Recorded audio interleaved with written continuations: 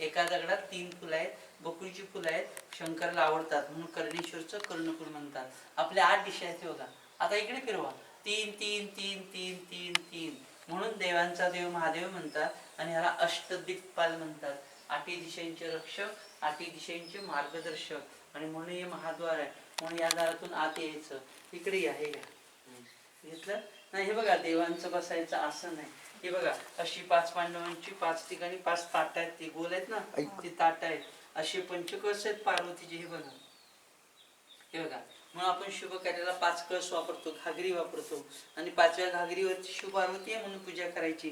हे बघा शंखांच्या कळ्या बनवल्या आहेत म्हणून आपले घरातले देवाऱ्यातले शंख वाजतात. झाडावरच्या कळ्या फुलतात, त्याला ब्रह्मतत्व म्हणतात. हे नरकासुर निकीर्तीसुर राक्षस आहेत. दिवाळीला आपण पायाखाली मारतो ना, ते हेच ते राक्षसांचं आणि शंकरांचं युद्ध झालं. राक्षसांनी शरणागती पत्करली आणि पायाखाली कायमचं स्थान मागितलं, श्रद्धा आणि भक्ती. म्हणून याला पाय लावून आत यायचं. आता हे घ्या, ही आडी मूर्ती ना विष्णूची, विष्णूची आडी मूर्ती घेतली. त्याच्यावर घ्या 10 अवतार. पहिला मत्स्य मासा, कुर्म कासव, वराह, नरसिंह, वामन, परशुराम, राम, कृष्ण, बौद्ध आणि कलंकी. आडवी पट्टी घ्या.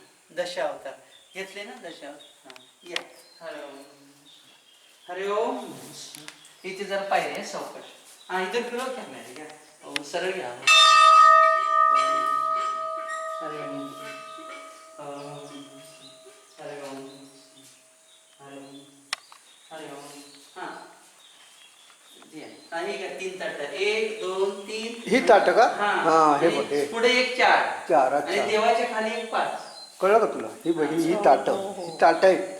पांडव जेवले ती ही ताट. पांडवांना पाठ झाली, ताटावर जेवले, ताटावरती जेवले, नंतर निघून गेले. ती ताट अशी एकूण 5 आहेत. 5. हे महालक्ष्मी घ्या. हरे ओम, हरे ओम. इथे शेषे विष्णू घ्या म्हणून लक्ष्मी विष्णू म्हणतात. लक्ष्मी विष्णू. हरे ओम, हरे ओम, हरे ओम. आता तिकडून या, तिकडून ते खांब घ्या, तिथून घ्या. हे बघा, तिथून घ्या. 4 खांब घ्या. प्रत्येक खांबावर देव आहे बघा. 4 खांब घ्या, प्रत्येक खांबावर देव आहे बघा. हरे ओम. हा या तसंच पुढे पुढे. हा पुढे घ्या. वरचं घेतलं ना देव, खांबावरती देव आहे बघितले. हो हो, ते घ्या. खांबावरचे देव घ्या. मी तुम्हाला परत कॅमेरा फिरवायला नको. हरे ओम, हरे ओम. हा घ्या. तो फिरव का देव आहे खांबावरती. खांबावरती देव आहे. हा ते वरती. हा बरोबर. हा तसंच पाठीमागे बघा. हा तो खांब घ्या. चालेल. हरे ओम. हा पाठीमागचा खांब बघा. हा तो सगळा घ्या.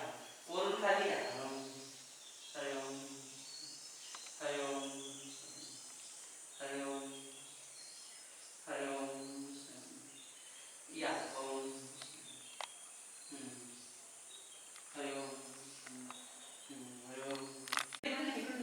इकडून असं येऊ. हा डोक्यावर गणपती घ्या. परत या गणपती.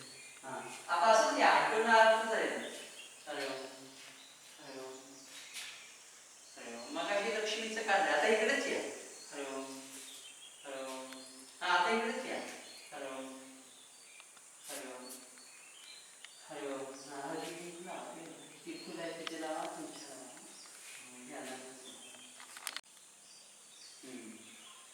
हरे ओम. हा डोक्यावर बघायचं इथे हसायला घ्या. हरे ओम, हरे ओम. हा हरे ओम. ही देवी आहे ना? हो. हरे ओम. पण इकडे सरस्वती आहे. हा, तिथेच थांबावं. हरे ओम, हरे ओम, हरे ओम. घेतलं या. हरे ओम. या महादेव घ्या. अगोदर महादेव घ्या, नंतर मग ब्रह्मदेव घ्या. हरे ओम. हा ब्रह्मदेव. हरे ओम, हरे ओम, हरे ओम, हरे ओम, हरे ओम, हरे ओम. घेतले. एक वरचे कळ. हा ते घ्या. ब्रह्मदेव घ्या. चालेल. ब्रह्मदेव. हरे ओम, हरे ओम, हरे ओम. हा हे ध्यानगुरु आहे. आता वरून खाली आहे. हे बघा, हे ध्यानगुरु आहे. वरून खाली आहे. हे कळस घ्या आणि हा पार्वतीचा पंचकळस घ्या. पार्वतीचा 5वा कळस आहे. हा, या खाली.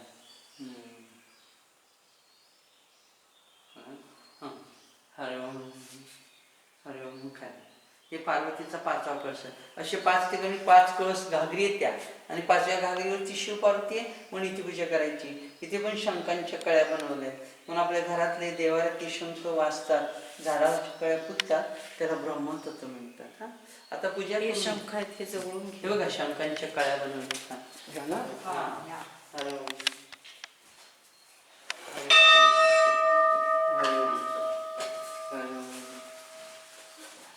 हरे ओम हरे ओम घेतलं. हरे ओम हरे ओम घेतलं. आता हे बघा, हे दानव आहे, देव आहे, मध्ये वासुकी सर्प आहे, दुसरीकडे सर्प ओढत आहे. हे निळकंठ शंकर आहे. 14 रत्न विष प्राशन केलेलं, 15 रत्न अमृत कलश आहे. हा बघा, इकडे पण अमृत कलश आहे. घेतलं. ह्या गंधर्व नृत्तिक आहेत, प्रत्येकाच्या हातात वेगळं वाद्य आहे. गंधर्व नृत्तिक आहेत, ते किन्नर प्राणी आहेत, रात्री ओढतात ते किन्नर प्राणी आहे. आणि 5 यक्ष आणि 5 यक्षिणी, 5 यक्ष आणि 5 यक्षिणी घेतले. ह्या पण गंधर्व नृत्य, ह्या पण गंधर्व नृत्तिक आहे आणि किन्नर प्राणी. हा, आता पलीकडे हे घ्या, असं मगर घ्या. बाकी ठिकाणी नाही चालत, तिथे नंदी असतो. ही मगर. हे बघा मंदिर, हेच गोल केलं की मंदिर तयार होतं. पेपरवरती प्लेन दिसतं. आता आर्किटेक्चर कावदार करतात, थर्माकोलचं करतात. देवाने बघा दगडाचं बनवलंय. 5x10 अखंड दगड आहे बघा. एकाच दगडावर बनवलंय 5x10. तिथे ती पुढे 3 फुलं होती, इथे एकच फुल आहे. ते बघा, एकच फुल. आता बाहेरून मंदिरच्या बॅकसाईडचा फोटो काढा. मंदिर गोल येतं. हा, आता मी चप्पल लावून गेला हो ना. नंदीवरची पार्वती बघायला म्हणजे बघा, दुर्मिळ मूर्ती आहे. नंदीवर पार्वती आहे बघा. अच्छा, छोटा नंदी आहे बघा. नंदीवर पार्वती आहे. हा ओंकार गणपती आहे, तो मुलाने रंगवला. हा, या दगडावरती आहे काय ओंकार गणपती. हा हा तिथून जरा घ्या फोटो. सगळं मंदिर येते तिथून. हा बघा, आला.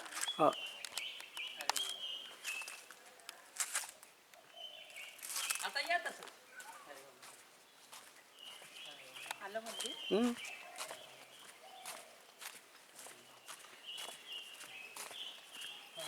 हे बघा, डाव्या साईडला 5 काटकोन आहे, उजव्या साईडला 5 काटकोन आहे. तिथून फोटो घ्या. एक अगोदर आडवा फोटो घ्या, गोल येतो बघा, नंतर उभा घ्या. हा, आधी आडवा घ्या.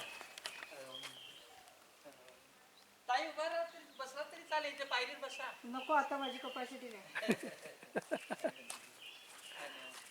आला ना फोटो. हो हो, उभा घेतला. घेतला. हा, आडवा फोटो गोल येतो. हो,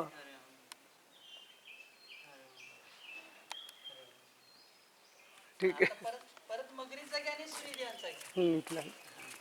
परत मगाशी घेतलाच नाही मगरीचा. मग अशी घेतला की तिथून.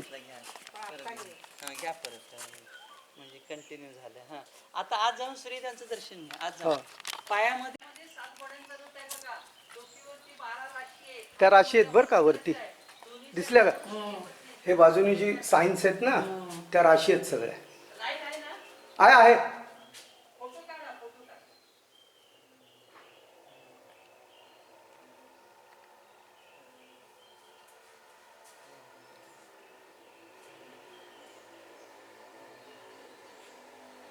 सूर्य मंदिरवरच आहे.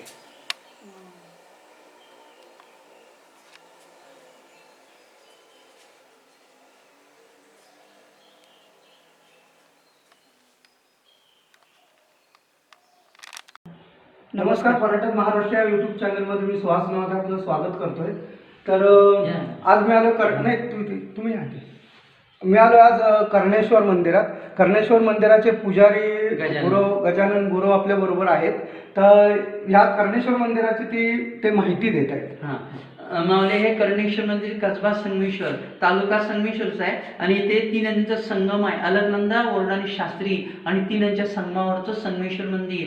रेल्वे स्टेशनला, स्टँडला, तालुक्याला नाव दिलंय खरं संगमेश्वर हे आहे. आणि आता इथून 20 किलोमीटर शृंगारपूर गाव आहे. ती छत्रपती संभाजींची सासरवाडी, येसुबाईंचं माहेर.